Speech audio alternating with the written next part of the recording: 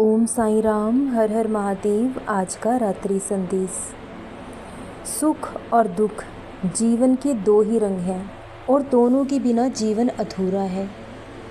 लेकिन इंसान फिर भी सुख की चाह रखता है, जबकि उसे इस बात का पता है कि अगर जीवन में सुख आएगा तो दुख भी ज़रूर आएगा, क्योंकि दोनों ही जीवन के एक ऐसे पहलू हैं जिनके बिना जीवन अधूरा है।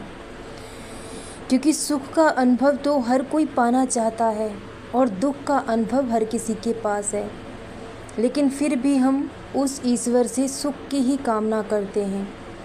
लेकिन हमें ऐसा नहीं करना चाहिए।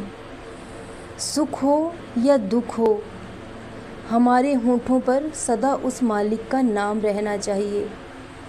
तो सुख कब आया और दुख कब चला गया, आपको इस बात का पता भी नहीं चलेगा, क्योंकि आत्मा का अंतिम लक्ष्य उस परमात्मा को ही पाना है। और जब हम अपनी अंतर आत्मा में उस परमात्मा को ढूंढते हैं तो वो हमें ज़रूर मिल जाते हैं, क्योंकि परमात्मा एक सागर है और आत्मा एक बूंद है, लेकिन उसका भी स्वाद सागर के जैसा ही है।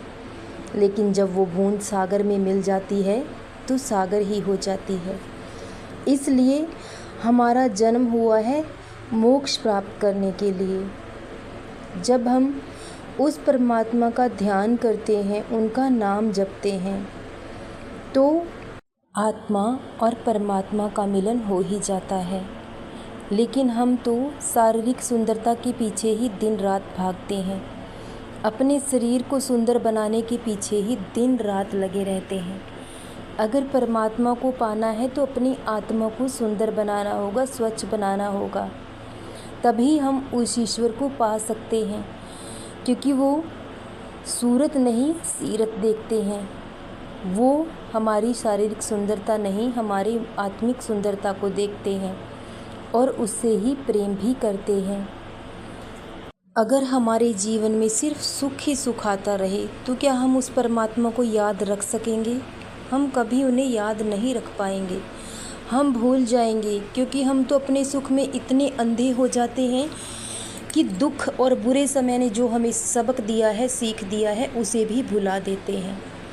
तो इसीलिए ईश्वर हमें दुख देते हैं, ताकि हम उस मालिक का स्मरण कर सकें, उन्हें याद रख सकें। क्योंकि इंसान सुख में कभी किसी को याद नहीं करता, लेकिन जब दुख आता है तो वह सबसे पहले उस मालिक को याद करता है। और हम तो कभी कभी भगवान की ही परीक्षा लेने लगते हैं, उन्हें ही आजमाने लगते हैं कि मैं भी तो देखूं कि परमात्मा है भी या नहीं। लेकिन वो हमसे कभी इस बात का सबूत नहीं मांगते कि आप इंसान हो भी या नहीं। इसलिए परमात्मा पर अटूट विश्वास रखें, श्रद्धा रखें, क्योंकि हमारा जन्म हुआ है मोक्ष प्राप्ति के लिए। और यही जन्म एक ऐसा है जिसमें हम जन्म और मृत्यु के चक्र से मुक्त हो सकते हैं। आत्मा और परमात्मा का मिलन इसी जन्म में संभव है, लेकिन उसके लिए हमें बाहरी मोह माया छोड़कर अपने आप में ही लीन होना होगा, अपनी अंतर आत्मा में ही लीन होना होगा। जिस सुख और शांति को हम बाहर खोजते हैं वो हमारे मन के भीतर है, क्योंकि आत्मा भी हमारे अंदर है, परमात्मा भी हमारे अंदर है, और उन तक रास्ता जो जाता है वो भी हमारे अंदर है। इसलिए अपने जीवन के उद्देश्य को कभी मत भूलें, क्योंकि जो सबसे अंतिम और सदा के लिए जो रिश्ता रहने वाला है वो आत्मा और परमात्मा का है। बाकी हर रिश्ता वक्त वक्त पर आपका साथ छोड़कर चला जाएगा, लेकिन जो हमेशा हमारे साथ रहेगा वो है परमात्मा। इसलिए उस परमात्मा का ध्यान करें, उनका नाम जाप करें, क्योंकि यही वो समय है जब हम उस परमात्मा को पा सकते हैं।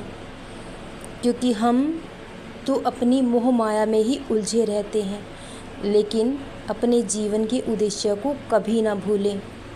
जब आत्मा और परमात्मा का मिलन हो जाता है तो हमें मोक्ष प्राप्त हो जाता है, और जब हम मोक्ष प्राप्त कर लेते हैं तब हमें मृत्यु का भय नहीं रहता।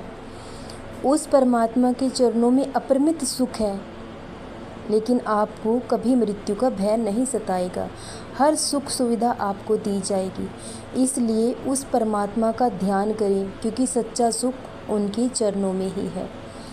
सदा उनका नाम जपते रहें, सदा उनका ध्यान करते रहें और अपने जीवन को सफल बनाएं। सदा खुश रहें, सदा जपते रहें। ओम साईं राम। हर हर महादेव। शुभ रात्रि मेरे बच्चों।